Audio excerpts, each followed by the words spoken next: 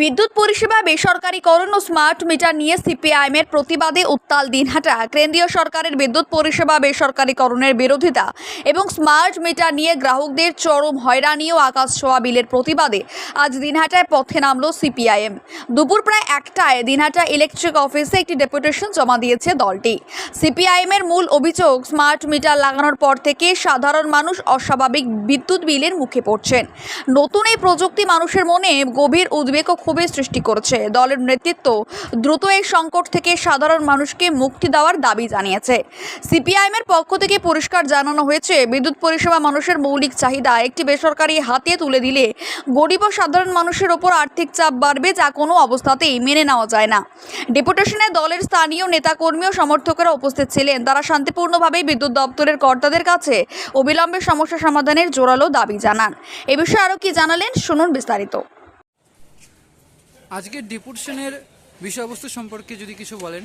আজকে আমাদের ডেপুটেশনটা হচ্ছে, কেন্দ্রীয় সরকার ভুল পথে বিদ্যুৎ ক্ষেত্রকে বেসরকারীকরণের যে উদ্যোগ, স্মার্ট মিটারের নামে এই যে পরিকল্পনা, এই পরিকল্পনার সাথে রাজ্য সরকারও গোটা বাংলা জুড়ে এই যে স্মার্ট মিটার বিদ্যুৎ গ্রাহকের বাড়িতে লাগানোর ফলে বিদ্যুৎ গ্রাহকদের এই বিল নিয়ে যে বিশৃঙ্খলা, এবং সেই সাথে আমরা সিআইটি এই বিদ্যুৎ ক্ষেত্রকে কোনো মতেই বেসরকারীকরণ করা চলবে না।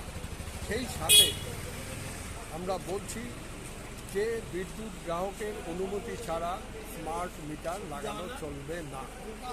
ইতিমধ্যেই রাজ্য সরকার স্মার্ট মিটার লাগানো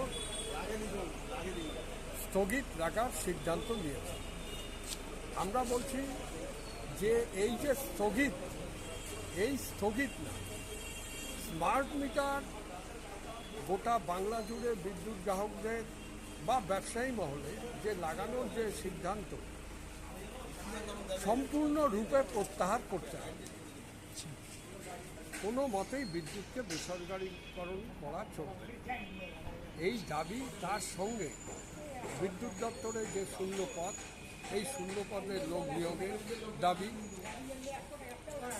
প্রতি মাসে বিল, মিটার রিডিং, এই বিষয়গুলো নিয়েই আমরা আজকে ডিভিশনাল ম্যানেজারের সাথে এই আলোচনা করা হলো। উনি বললেন যতটা সম্ভব ওনার যে উচ্চপদস্থ অফিসার আছেন তাদের কাছে তিনি এই বিষয়টা, মেমোরান্ডামটা পাঠাবেন। আর আমাদের আগামী 9ই জুলাই কেন্দ্রীয় সরকারের নয়া শ্রম কোড বাতিলের দাবি, সেই সাথে জাতীয় সম্পদ, রেল, বিমা, ব্যাংক, কয়লা, খনিজ সম্পদ, এই যে বেসরকারীকরণের যে উদ্যোগ, তার প্রতিবাদে রেগার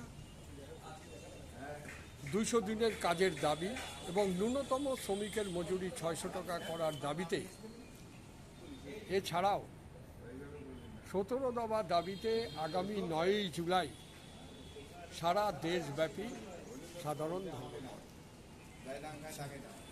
আপনার নাম? আমার নাম প্রবীর পাল। অসংখ্য ধন্যবাদ।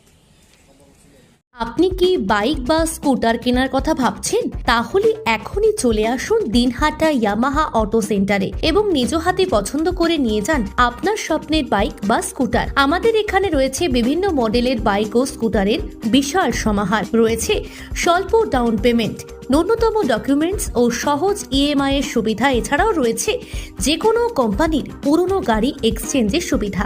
তাই আর দেরি না করে এখনই যোগাযোগ করুন দিনহাটা ইয়ামাহা অটো সেন্টারে। আমাদের ঠিকানা সাহেবগঞ্জ রোড, বয়েজ বিক্রিয়েশন ক্লাবের সামনে। যোগাযোগের নম্বর 8158042471 এবং 7602877619।